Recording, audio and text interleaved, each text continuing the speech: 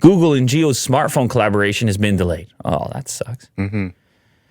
Now scheduled for release in early November. They were teaming up, man.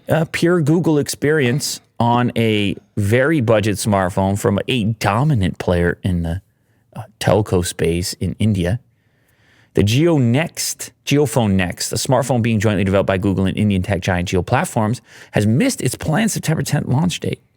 The JioPhone Next is now scheduled for wide release around Diwali, which will take place in early November. The phone is designed to be an affordable 4G smartphone to help roughly 300 million Indian users currently on 2G networks upgrade to 4G. That's a big deal. It's a big deal. You come with the right price, make it affordable.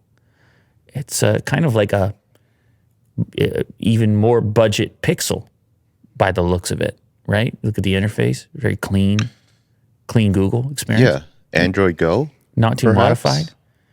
Perhaps. Mayhaps. Android Go, perhaps.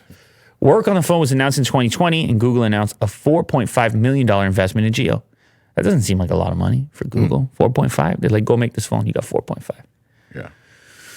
You're right. There you go. It appears to be some relation to Android Go. It will be an optimized operating system.